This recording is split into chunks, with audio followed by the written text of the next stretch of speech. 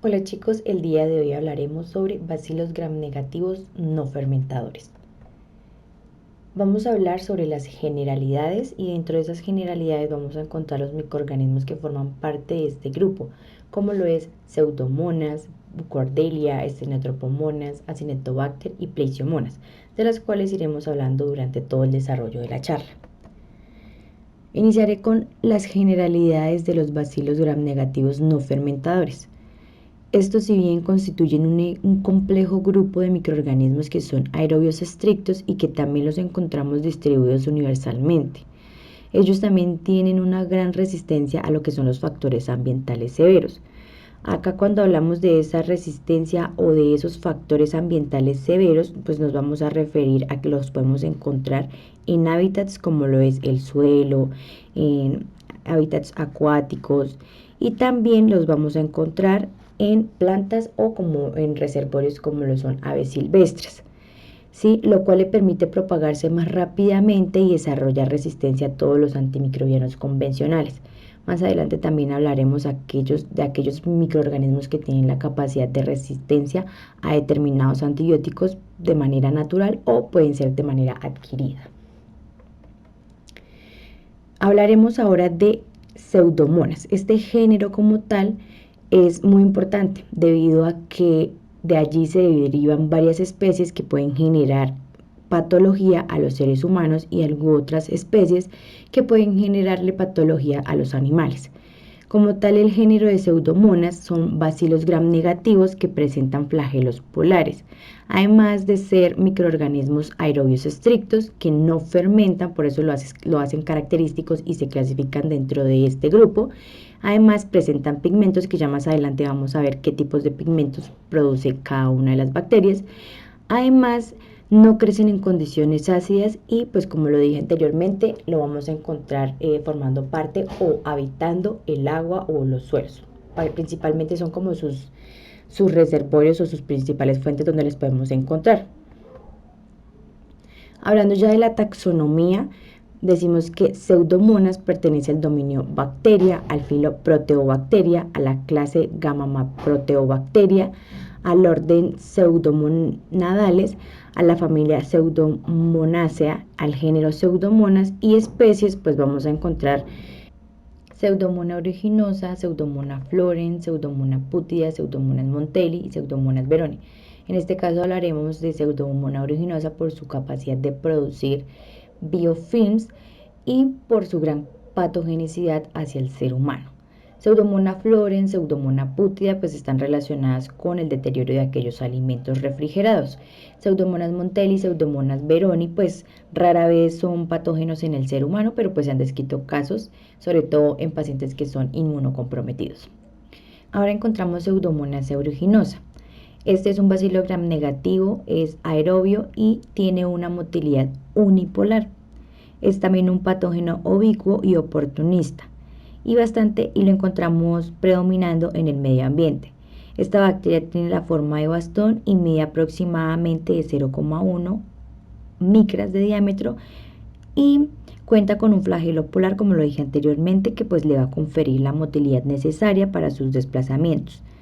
Se considera a esta especie como una bacteria aerobia facultativa, pues debido a que tiene una capacidad para crecer en medios anaerobios, pues tomando el nitrógeno o arginina como medio para su crecimiento y desarrollo.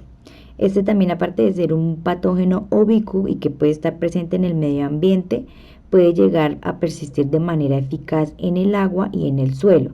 También pues lo vamos a encontrar como relacionado al crecimiento o puede persistente en altas temperaturas, lo que la hace diferente a otros tipos de especies. ¿Sí? Se caracteriza por no fermentar o pues no tiene la capacidad de fermentar la lactosa y pues tienen una capacidad de utilizar como fuente de crecimiento al carbono y al nitrógeno. Bueno, ahora como factores de virulencia tenemos a los flagelos, a las toxinas, a las exoenzimas, la capacidad que también tienen estas bacterias de producir biopelículas que están pues muy relacionadas con lo que son los biofilms, que pues le van a permitir resistir la acción de los antibióticos y pues se va a ir de esta manera al sistema inmune del huésped. También tenemos algo muy importante y es esa producción de pigmentos tóxicos, que es como esos colores que vemos muy característicos de las pseudomonas, que es el color como amarillo, el verde, el negro, que vamos a ver que pues van a estar mediados por esa pigmentación. Entonces todas las bacterias tienen esa capacidad de producir esos pigmentos. Ciertas especies llegan a producirlos todos o algunas no. El principal tenemos a la pioverdina, que tenemos que este es un pigmento soluble en agua, es de color de verde amarillo y pues es el que permite esa fluorescencia y es producido por el 70 y el 80% de los aislamientos que se llegan a realizar y también actúa como un sideróforo en condiciones de bajo contenido de hierro y pues le ayuda como tal a la bacteria a su metabolismo. También tenemos a piocianina, que esa piocianina es un pigmento que es derivado de fenosona y es soluble en lípidos. Y las funciones que cumple este pigmento es metabolizar ese hierro y mantener el equilibrio redox de la bacteria.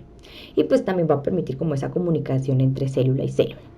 Luego tenemos a la piorubina, que esta piorubina es un pigmento soluble en agua y es de color marrón, de marrón a rojizo y es producido del 2 al 3% de los aislamientos y pues también su función o su finalidad es mantener ese equilibrio redox de la bacteria. Y por último tenemos a la piomelanina, que si bien esta se llega a producir en una muy baja cantidad, es aquella que le da como ese color característico del negro a la bacteria. Bueno, la formación del biofilm está compuesta por 6 etapas: adhesión, agregación, maduración, desprendimiento, migración y colonización. Entonces, en la primera etapa de la adhesión, las bacterias se unen por diferentes mecanismos al sustrato, que es el que vemos acá de color rojo, de manera irreversible. Enseguida ocurre la etapa de agregación, en donde las bacterias unidas empiezan a replicar y empiezan a producir una matriz de exopolisacáridos y pasado esto empieza la maduración. Entonces acá empieza a madurar el biofilm, el cual ya está completamente desarrollado con canales para el transporte de agua, nutrientes y señales del quórum sensing. Finalmente ese biofilm empieza a desprenderse, ocurre una migración y llega nuevamente a otra célula para realizar colonización. Entonces llega nuevamente y empieza otra vez el proceso. Se adhiere, se agrega, se madura, se desprende y va y coloniza a otras células. Luego tenemos a Pseudomonas, Luego tenemos los mecanismos de resistencia de Pseudomonas aeruginosa. Entonces tenemos los mecanismos, entonces tenemos la impermeabilidad de la membrana externa que pues va a estar mediada por genes o proteínas como el que vemos acá, el OPRD, y su mecanismo de resistencia o la resistencia como tal al antibiótico, pues vamos a ver que van a ser de la familia de los carbapenémicos como imipenem, meropenem, quinolonas y aminoglucósidos. También tenemos otro mecanismo que son las bombas de flujo, que está mediada por diversos genes como los vemos acá, el MEX-A, el OPRM, y pues vamos a ver que va a generar una resistencia al antimicrobiano a lo que son los beta-lactámicos, a las fluoroquinononas y aminoglucósidos. Otro mecanismo son las beta-lactamasas, ¿sí? Que van a estar mediadas por el gen AMD, DACD y va a generar una resistencia a los antibióticos como lo son los beta-lactámicos, a las penicilinas y aminopseudomonas. Luego tenemos también el mecanismo de la modificación del sitio blanco del antimicrobiano. Está también mediada por diversos genes como el GIRA7 y va a generar una resistencia a los antibióticos como lo son las fluoroquinolonas y aminoglucósidos. Otro mecanismo es la transferencia horizontal, que puede estar mediado por la proteína o por las proteínas o genes metalobeta-lactamasas de clase B. Y pues va a generar una resistencia a la penicilina, a las cefalosporinas, al imipenem.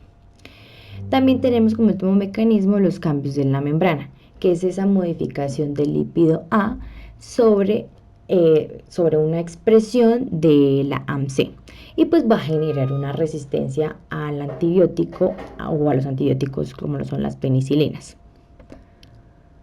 En cuanto a las manifestaciones clínicas, pues vamos a ver que puede llegar a generar diversas patologías, desde una otitis externa maligna, una neumonía intrahospitalaria grave, debido a que pues por lo general se logra, o su mayor reservorio donde la vamos a encontrar predominante es en la parte hospitalaria. También la cloroquina, que es aquella que le produce a los pacientes este color verde en las uñas.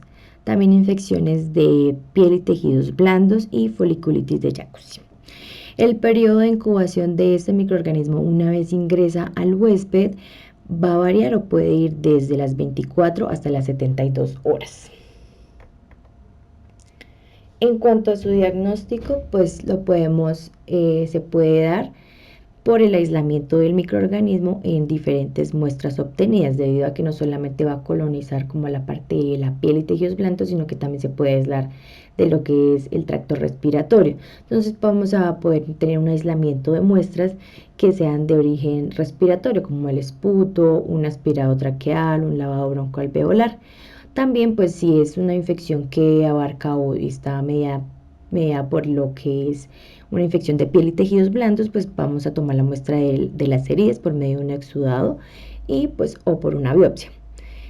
También por el cultivo bacteriano, entonces se va a sembrar ese microorganismo en diversos medios, como lo es en McConkey o en cetrimida, sabiendo que este agar es selectivo para el crecimiento de pseudomonas.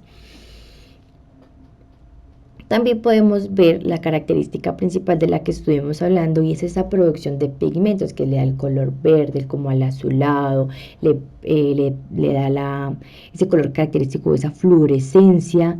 Y también pues vamos a ver que Pseudomonas pues llega a producir un olor que es como dulce, un olor como a frutas, que también es característico de ella. También vamos a ver, pues como es una bacteria que pertenece al grupo de los no fermentadores, pues vamos a ver que no va a fermentar esa lactosa. En cuanto a las pruebas bioquímicas, pues se le puede realizar oxidasa, sabiendo que este microorganismo es oxidasa positiva. Como le dije, no fermenta glucosa y tiene una movilidad en medios semisólidos, como lo dijimos en las generalidades inicialmente. Se pueden realizar pruebas de susceptibilidad por medio del método de Kirby-Bauer en el antibiograma, pues para determinar los perfiles de resistencia que llegue a tener la bacteria, como los acabamos de ver anteriormente. Y ya en cuanto a métodos moleculares, se puede realizar PCR, pues para identificar genes específicos que lleguen a codificar o que llegue a codificar esta bacteria. Y pues en imágenes diagnósticas como radiografías o tomografías, dependiendo del lugar o el sitio anatómico de donde provenga la infección, ¿sí? Si es de abscesos o si ya es a nivel respiratorio. En el tratamiento pues se puede llegar a tratar al paciente con meropenem, imipenem o ciprofloxacino. Ahora hablaremos del complejo de Burkholderia cepacia. Este está compuesto por 22 especies conocidas como patógenos oportunistas en personas o pacientes inmunocomprometidos, específicamente en aquellos con fibrosis quística. Vemos que este microorganismo tiene un genoma de gran tamaño, lo que le facilita una alta capacidad de mutación y de adaptación a condiciones estresantes. Como lo dije, este complejo está relacionado fenotípicamente con bacterias que son similares a ella y se pueden aislar en medios que sean selectivos para el crecimiento de Burkholderia cepacia. Las especies que conforman a este complejo encontramos a lo que es Burkholderia cepacia como principal, luego a Burkholderia multiborans, también encontramos a Burkholderia cenopacia, y así toda la clasificación que se les ha dado, y se clasifican como genobares del 1 al 5, como está representado en esta tabla. Si bien la literatura menciona que pueden ser 22, pues pueden aumentar debido a que fenotípicamente se llegan a parecer o son idénticas a la cepa original, que pues es Burkholderia cepacia. Ya en cuanto a su taxonomía, tenemos que esta bacteria era considerada en 1950 una especie que era solamente patógena para las plantas, en específico pues la cebolla. En 1972 esto cambió y lo consideraron un patógeno oportunista para el ser humano, pero no fue hasta 1992 que se reclasificó el género, debido a que antiguamente Bucorderia pertenecía al género Pseudomonas y pues luego con estudios se dieron cuenta o encontraron que no estaba relacionado directamente o genotípicamente con lo que era Pseudomonas. Entonces, como no eran genéticamente compatibles, entonces decidieron reclasificarla. Entonces ahora el dominio es bacteria, el filo es Pseudomonadota, la clase es beta proteobacteria, el orden es Bucorderiales, familia Bucorderiaceae, el género Bucorderia y especie Bucorderia cepacia. Ya en cuanto a Bucorderia cepacia, tenemos que es un bacilo gram negativo móvil, no formador de esporas, es aerobio y no fermenta la glucosa. Por ello, pues está clasificado dentro de este grupo. Vamos a ver que dentro de los factores de virulencia, algo que es muy importante y que también hemos venido mencionando con lo que es Pseudomonas, es esa producción, esa capacidad que tienen estos microorganismos de producir biofilms, ¿sí? Y más que todo en los pacientes con o que están relacionados con fibrosis quística. Debido a que podemos ver en la imagen un pulmón normal, un pulmón sano y una área, lo que son las vías, cómo las vamos a encontrar despejadas, pero aquí vamos a ver un paciente con fibrosis quísticas cuando ya se forman esos biofilms y esas capas, y pues esto está relacionado directamente con lo que es la producción del alginato, que pues este es el que le permite o lo que genera es esa capa gruesa, lo que hace que se vuelva resistente a los antibióticos y pues que el sistema inmune no los pueda detectar. También dentro de los factores de virulencia tenemos enzimas tóxicas, biopelículas que están relacionadas con lo que es el biofilm y lipopolisacáridos. Dentro de esos lipopolisacáridos está constituido por el lipopolisacárido A y oligosacáridos y el antígeno O. Dentro de esos lipopolisacáridos A tenemos los que este lipopolisacárido lo que le va a conferir es esa resistencia a los antibióticos, como lo son péptidos catiónicos y la polimixina, que pues ya vamos a ver más adelante que va a ser uno de los mecanismos de resistencia que adquieren estas bacterias. En el antígeno O, este contiene un elemento inmunogenético en la superficie de la célula bacteriana y pues representa la base de serotipificación de las bacterias. Ya en cuanto a su patogenicidad, entonces tenemos que inicialmente la bacteria ingresa, es reconocida por TLR5 y TLR4, ingresa dentro de la célula y lo que va a ocurrir es un proceso de activación donde se va a promover la síntesis de lo que son citocinas proinflamatorias.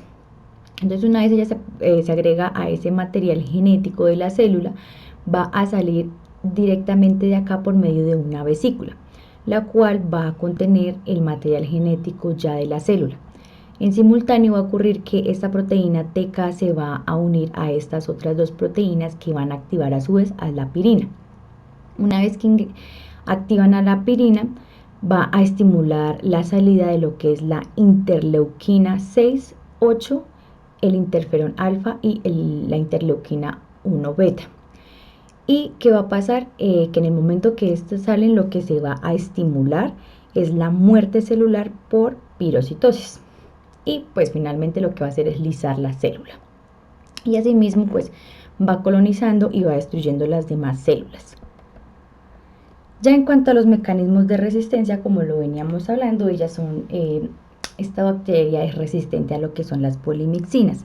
También tiene una resistencia intrínseca a lo que son los beta-lactámicos, como lo es el meropenem, y también pues tiene una resistencia a lo que es el levofloxacino.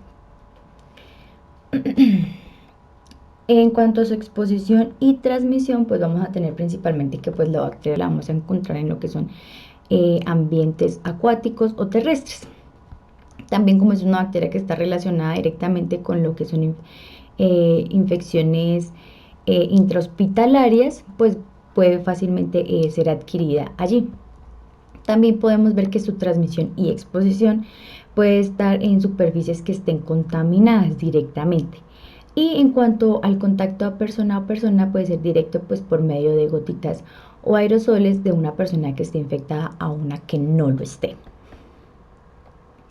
Ya en cuanto a sus manifestaciones clínicas, podemos ver que puede llegar a ocasionar lo que son infecciones de tipo pulmonar, infecciones en el tracto urinario, infecciones en heridas y la piel, artritis séptica e infecciones oculares. Cuando estas infecciones llegan a ser demasiado invasivas, pueden generar una septicemia, o también conocida como una bacteremia. Ya en cuanto a su diagnóstico, pues se dificulta un poco debido a que el complejo de Burkholderia, como lo vimos hepacia, es demasiado amplio y demasiado extenso. Entonces, determinar una bacteria o el genotipo de una bacteria en específico, pues siempre se dificulta. Entonces, para ello se utilizan métodos moleculares como lo es la PCR, la reacción en cadena de la polimerasa, que vamos a ver que pues se debe desnaturalizar, se debe adquirir directamente el ADN para determinar si el paciente puede o no llegar a presentar la bacteria. En cuanto a su tratamiento, pues como le dijimos, tiene resistencia a beta-lactámicos, entonces pues no lo vamos a tratar directamente con lo que son penicilinas ni nada de ello, sino se pasa o se va escalonando y se puede tratar con lo que es doripenem, trobamicina y ciprofloxacino. Ahora hablaremos de estenotropomonas. Tenemos que en su clasificación taxonómica, si bien se conocía que antiguamente esta bacteria también era reconocida como Pseudomonas maltophilia, pero pues más tarde ya fue clasificada dentro de Xanthomonas maltophilia y pues ya como tal la clasificación que conocemos, que pues pertenece al dominio bacteria, al filo Pseudomonadota, a la clase Gammamaproteobacteria, al orden Xanthomonadales, a la familia Xanthomonadaceae, al género Stenotropomonas y pues especies, en este caso hablaremos de Stenotropomonas maltophilia. Entonces tenemos que esta bacteria es un Bacillogram negativo pequeño con un flagelo polar multicéntrico y también pues vemos que es una bacteria aerobia, tiene un metabolismo oxidativo y pues es poco exigente. Sus colonias son rugosas y que pueden llegar a medir de 3 a 5 milímetros de diámetro. Dentro de sus factores de virulencia, los principales que vamos a encontrar son exoenzimas como lo es la elastasa y la gelatinasa. ¿Sí? Estos factores de virulencia también incluyen la resistencia a múltiples antimicrobianos, ¿sí? Y pues también es una rara característica que tiene, que es la adherencia a materiales plásticos. Esta bacteria constituye una extraña causa de endocarditis. Ya en cuanto a sus mecanismos de resistencia, vamos a ver que tiene la capacidad de producir beta-lactamasas. También las bombas de flujo que pues están mediadas por lo que son los genes SME, DEF. También tiene una baja permeabilidad en la membrana externa. También codifica el sitio diana de los antibióticos, que pues esta puede estar mediada por lo que son mutaciones en el gen GIRA. También tenemos la resistencia natural que la bacteria ya tiene, que es a los aminoglucósidos, y una alta resistencia o una resistencia potencial a lo que son los genes SMX y TMP. En cuanto a sus manifestaciones clínicas, tenemos que tiene la capacidad de producir infecciones que pueden llegar a ser neumonía, bronquitis, bacteremia, endocarditis, infecciones que están asociadas sobre todo a los catéteres e infecciones directamente en el sistema nervioso central. También pues afectan o pueden llegar a afectar lo que son la piel y tejidos blandos. Entonces principalmente es como a las vías respiratorias, pero también puede llegar a afectar lo que es el sistema nervioso central y lo que es la piel y tejidos blandos. Su exposición a transmisión, de igual manera, si se tiene un contacto directo con el microorganismo, con aquellas personas que lleguen a estar infectadas, como también podemos encontrar que es un patógeno que está relacionado con el ambiente hospitalario, pues también lo podemos encontrar allí.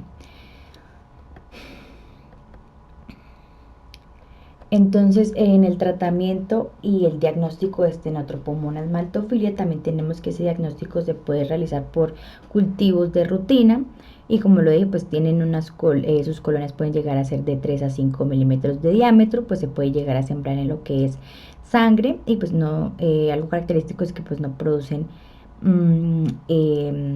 hemólisis. Esta tiene un crecimiento parecido a lo que es Pseudomonas, pero pues digamos que acá el olor característico de pues, Pseudomonas tiende a oler como a frutas, acá pues el olor va a ser como amoníaco. También pues se puede sembrar en lo que es Maconchi, pues vamos a ver colonias de color amarillo.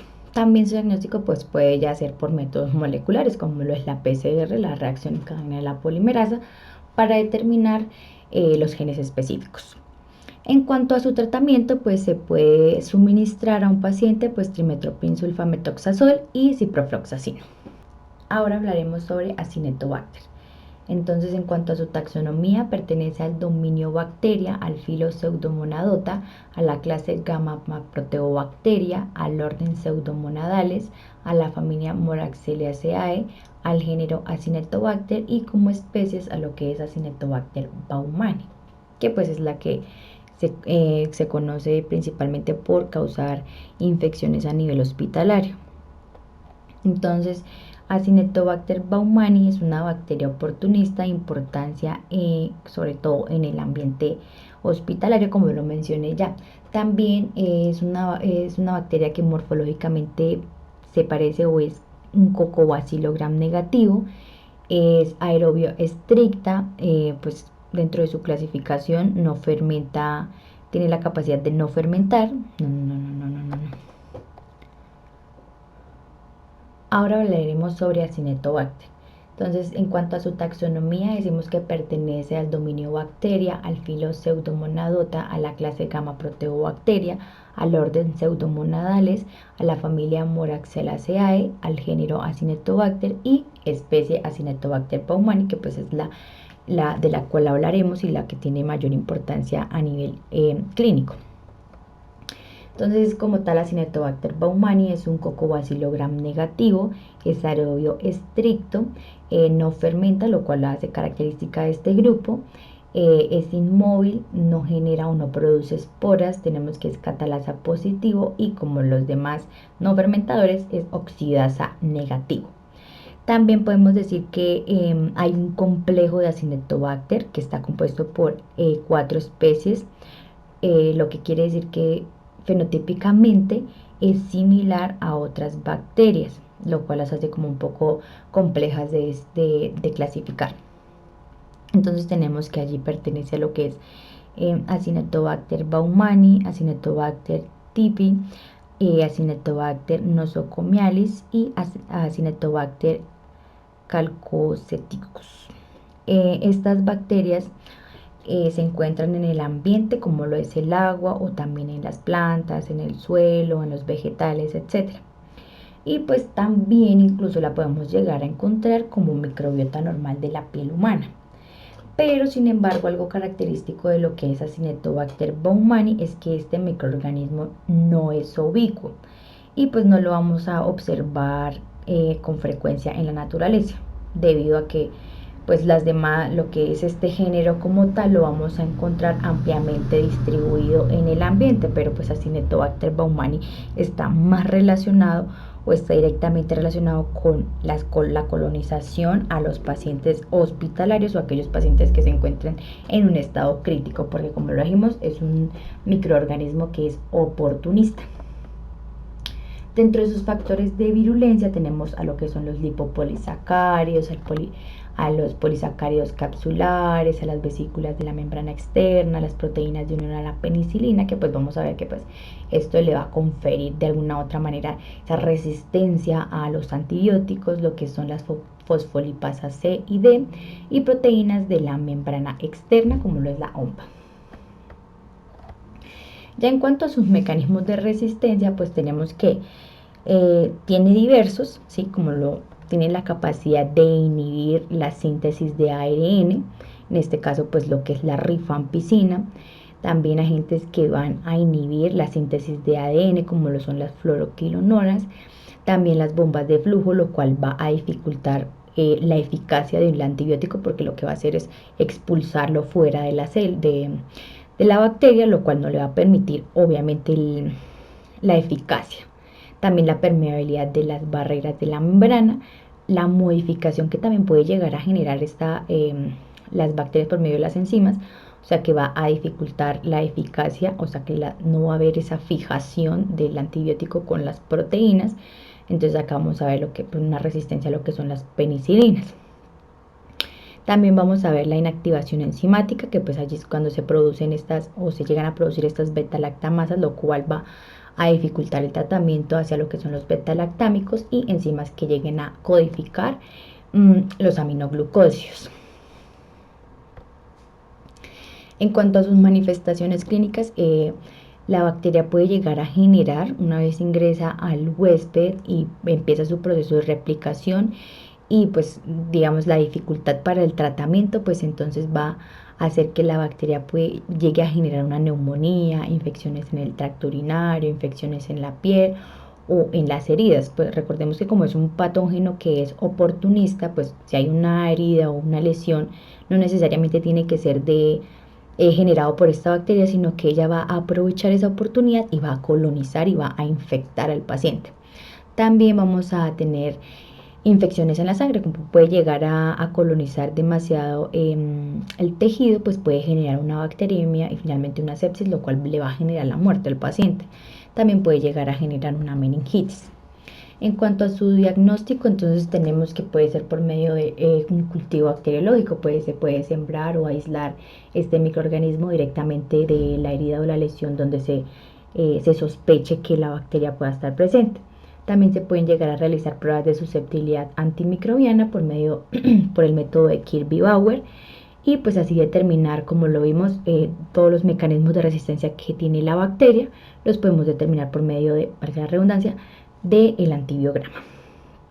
Y también tenemos pruebas ya como más específicas o pruebas con alta sensibilidad, que pues podría ser la PCR para determinar los genes en los que puede llegar a codificar. Y también tenemos el MALDI-TOF, que también es conocido como la espectrofotometría de masas. ¿Sí? Lo que va a hacer es que ese láser va a emitir una luz por medio de la matriz, y lo que se va a determinar es esa absorción de energía láser que crea los iones a partir de las moléculas grandes, pues para determinar la presencia de la bacteria. En cuanto a su tratamiento, pues tenemos que lo que son carbapenémicos, que ya son antibióticos de alto espectro, pues se va a tamizar al final al cabo al paciente que llegue a adquirir la bacteria o pueda estar colonizado por este microorganismo. Entonces se puede tratar con lo que son carbapenémicos, aminoglucósidos o lo que son pues polimixinas. Y tenemos por último a Pleisiomonas. Entonces en su taxonomía tenemos que de dominio es bacteria, el filo es Pseudomonadota, la clase es Gamma Proteobacteria, el orden es Enterobacteriales, la familia es Intrinsicae sedis, el género es Pleisiomonas, y pues la especie, como es única, entonces solamente tenemos a lo que es Pleisiomonas shigelloides. Vamos a hablar acerca de que este microorganismo es un Bacillus gram negativo móvil, es aerobio facultativo y actualmente se incluye en la familia Enterobacteriaceae. Tiene la particularidad de ser productor de citocromoxidasa, y pues el género Pleisiomonas incluye solamente una especie, que es Pleisiomonas shigelloides, y pues diversos serotipos. Este microorganismo pues se encuentra principalmente en lo que son aguas dulces, en países que son tropicales y subtropicales, debido a que no crece a temperaturas que sean inferiores a 8 grados Celsius, y pues también además de ello se puede aislar una gran variedad de lo que son los animales.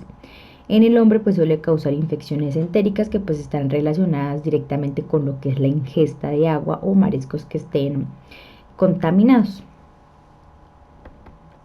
En cuanto ya a lo que son sus factores de virulencia, pues ya tenemos que puede llegar a producir lo que son las toxinas, adhesinas, enzimas degradativas, el sistema de secreción tipo 3 y lipopolisacáridos. Entonces las adhesinas vamos a ver que pues van a favorecer mucho lo que es la patogenicidad, debido a que las proteínas que permiten la adherencia a la bacteria, entonces van a ser aquellas que le permiten a la bacteria, valga la redundancia, ingresar directamente al intestino. ¿Sí? Entonces gracias a esas adhesinas ingresa la bacteria y la bacteria puede ingresar a colonizar. Una vez que esa bacteria ingresa dentro de la célula, entonces se van a liberar lo que son las toxinas, como vemos acá. Entonces esas toxinas pueden causar lo que ya son lo que es la diarrea o pues lo que son los síntomas gastrointestinales en la persona. Como también tiene la capacidad de invadir, entonces esa bacteria puede invadir lo que son las células epiteliales y multiplicarse dentro de ellas, lo cual la hace más virulenta. Esas proteasas que ella tiene son enzimas que pueden degradar las proteínas del huésped y pues contribuir a esa patogenicidad de la cual estamos hablando. Esos lipopolisacáridos son componentes de la pared celular que pueden estimular la respuesta inflamatoria del huésped. Además de ello, también tiene flagelos. Entonces, esto le permite, el flagelo le permite la movilidad y pues de esta manera llegar a colonizar como tal el intestino.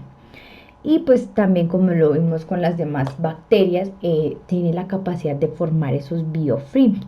Entonces esos biofilms lo que hacen es proteger a esta bacteria del sistema inmune, evitando que pues llegue a ser fagocitada y finalmente pues sea eliminada.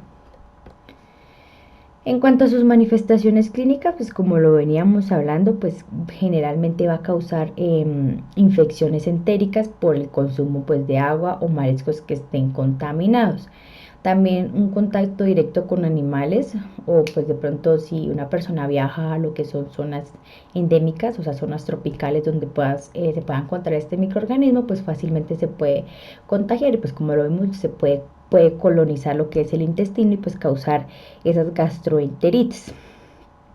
También puede generar infecciones sistémicas, pues ya en casos graves donde la bacteria ya se haya diseminado excesivamente. En cuanto a su patogenia, como lo veníamos hablando, entonces, ¿qué pasa? La persona ingiere agua que esté contaminada con la bacteria, o pues mariscos que también estén contaminados en zonas endémicas. Entonces, ¿qué pasa? La bacteria va a ingresar, su puerta de entrada, entonces ingresa pues por los alimentos y pues va a llegar como tal a su sitio diana. En este caso pues va a ser lo que es el intestino. Entonces, ¿qué pasa? Que gracias a las adhesinas, ellas se van a adherir a las células epiteliales del intestino y va a empezar esa colonización. Una vez ocurre esa colonización, la bacteria empieza a colonizar las diferentes vías del intestino. Ya luego va a ocurrir la invasión y la multiplicación. No simplemente llega y entra, sino que también después de eso ella invade y empieza a multiplicarse.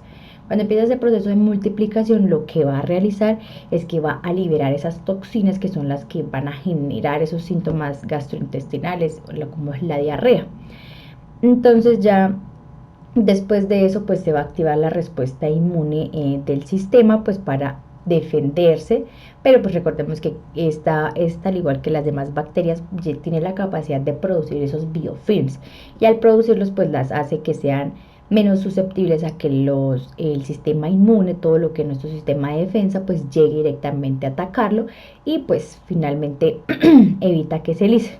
Una vez dependiendo de la carga o de la patogenicidad de estos factores de virulencia que se liberan, puede llegar a invadir y colonizar tanto el intestino que también puede llegar a lo que es la vía hematógena. Entonces puede generar una septicemia y pues finalmente la muerte como tal del paciente. Entonces su diagnóstico pues lo vamos a realizar por medio de lo que, como lo veníamos hablando, por medio de cultivos. Se va a sembrar, dependiendo de donde se tenga la muestra, se va a sembrar en agares que sean selectivos para el crecimiento de estas bacterias. Y también se puede realizar por método de, ya más avanzado para su detección, como lo es la PCR, como lo hemos visto en los casos anteriores, pues para determinar como tal la codificación de los genes, y también pues pruebas serológicas pues para determinar la presencia de este microorganismo. En cuanto a su tratamiento, tenemos que Pleisiomonas shigelloides es resistente a lo que es la ampicilina. Entonces, por ende, pues no se le va a suministrar a un paciente una ampicilina, porque pues ya de por sí va a generar o ya tiene esa resistencia, entonces no se va a poder suministrar este antibiótico, porque pues sería de alguna otra manera en vano. Entonces se puede tratar con fluoroquinolonas y cotrimoxazol, que es una combinación entre lo que es el trimetoprim sulfametoxazol. Entonces se puede tratar con estos antibióticos que pues ya tienen un espectro extendido, o sea, tienen una eficacia mayor, pues para evitar la colonización como tal del microorganismo. Y estas serían las referencias y muchas gracias.